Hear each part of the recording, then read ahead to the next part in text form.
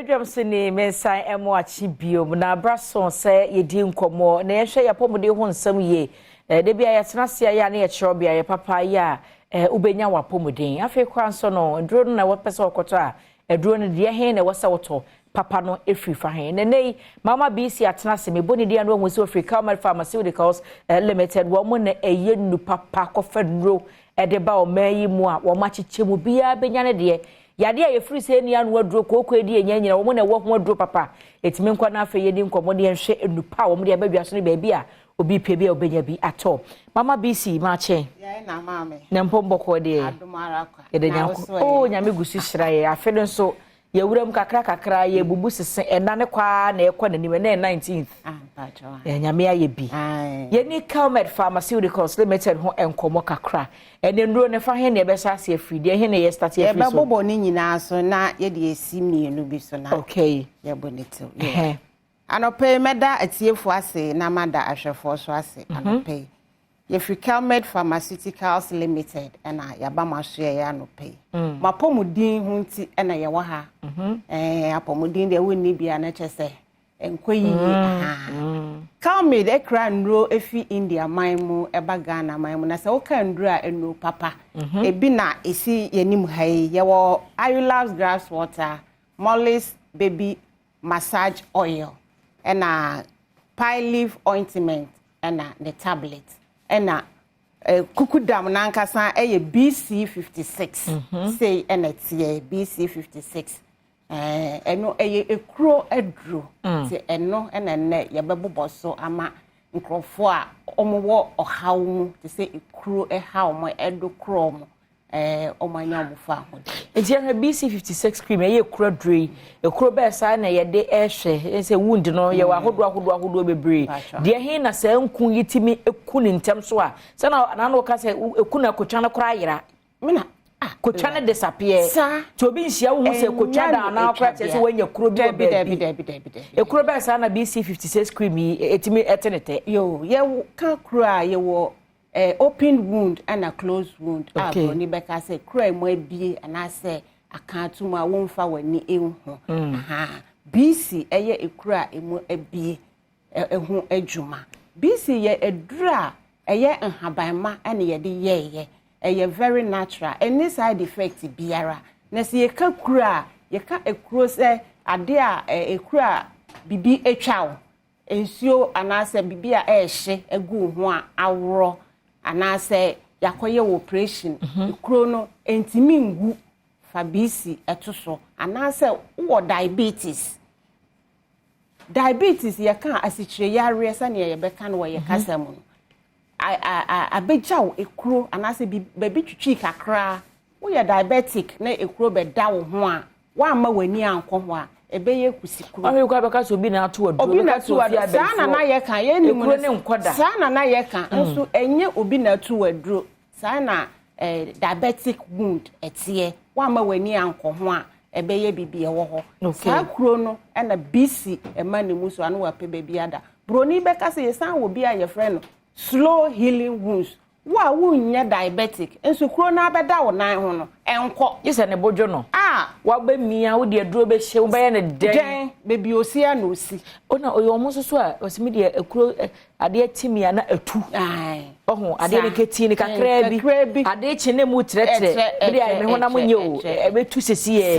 na so mo so hia bi samre no atwam okay samre na yese me de ekuro tumia enwu no atwam BC abesizi ni nyina abestop ni nyina kona kope BC56 ekura eda wonan ho for years enko BC56 aba ebe solve problem nyina na BC na wanwade a esan ye kura no wo de ye ekuro no a ewu a enya wo etwa ekuro no ewu no na emwa na se emwa no edien na opese ye etwa bi eni ho che se ade ne mmoa entrew ti emmoa ye kitikiti na disappear na skin no fofora be sheho wo de ye no so na build skin no wedie no muscles na build na ehhehye nia enini wu ya awohye afi honom no ni nyina tutu afiri honom no BC kwotwetwe nsuo ni nyina afiri mu na amarede foforo aba na ewu no na emoa no na aye fefefe nti BC de sa wo ka BC a ne ma yenye duro no eda nsoro meme wa hweye ho atiefo me wa ahweye ho minimu ne yekọ yenimu no papa aboa nkrofo nti ye ka ho asem a ne yenimu ne ye ka monkope BC 56 ekuro manager me na me ka kuro yi ho asem ekuro no ehu BC a no wape baabi afa ye di bebre aba ya so ahwe amwa nkrofo bre sa nti monkope BC 56 is we na miatie o eye miatie okay eye miatie BC eye very economical say netie eye 50 gram wow what I want to sika enwu ye sa eye emu odu kakra esevu sika okay and esa ye herbal any side effect biara very natural nti say we use BC a akoma beto we okay ye hwe mama hwe de colors ne se no nti enko pie leaf no okay pie leaf be hu se tia da soro e na box de treso sisi fom ye hwe ye wo pie leaf ointment and ye want a tablet okay ointment na ye friend miatie se be ye kasam no eye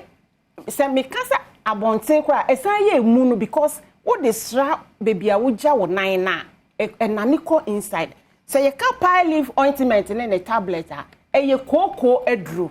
say enete e ma obi mfa asokwa ena na wa chenchena say enete nti pebi na to koko edru broni be ka se pulse anase hemorrhage so obi ka se koko enye hu a oboa wadada ompe wiye koko ehu nti kwana akopɛ pie leaf eno ani pie leaf obi ma obi mfa bibia ena dawo niema pie leaf edan so no ne se yenye pie leaf no efi India anaba eye abibiduro very natural any side effect biara enye sa fe na wu ko yusu na abejaw niema bi dabi ewo properties bi wo mu a antiseptic properties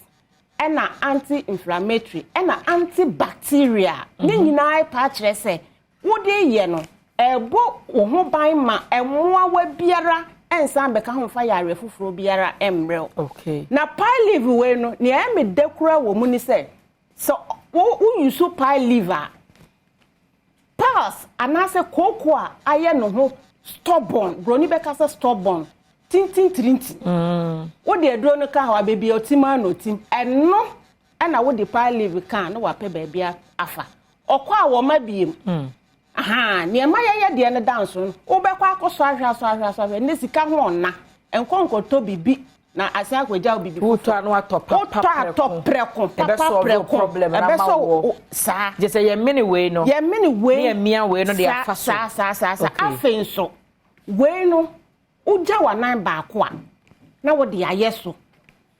pass no anase koko no ehuhu a edro ben bi wo ye to bebi ayeja ye nan no ebehuhu no na pie na pai mass ni be pie but uyusu yenye do aye pie leaf na ebe moa no ebe arrest hemorrhage me ka say ebe arrest hemorrhage ebe ma moja na etu no apie no ebe de ebe jai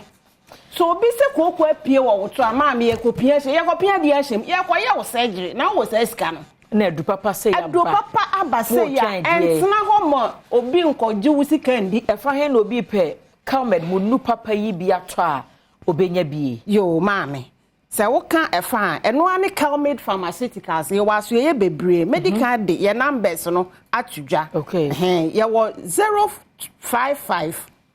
266 7712 and 059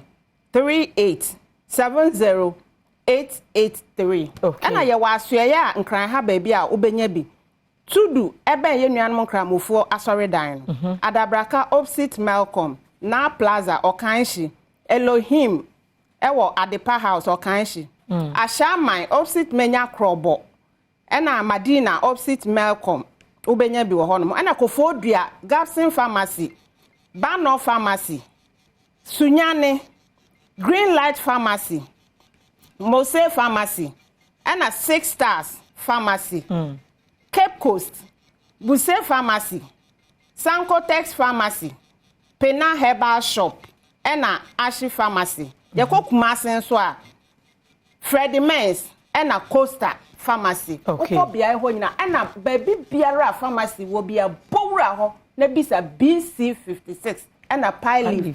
Molix ena Ayula Grab Water. Eno ya batan no edie. Ebusiana medase na mami ya obae na ese mama BC eno no na mama BC nsu de na ese ofi Kelmed Pharmaceuticals Limited eno na ya betwetwe nkomo nti du papa number no de na egu screen ne so no enti no obetumi afa na wa French re mu ebi kwa fra location no baby awo no betro pharmacy e ben wo na wato adwin bi na person who said ye obidi bedi djuma from na gimu enchemu na yenhwe we mratewo ye bedru a enkobochechie no de aka achie no ni nyina ebetwa so enko baby ayeba.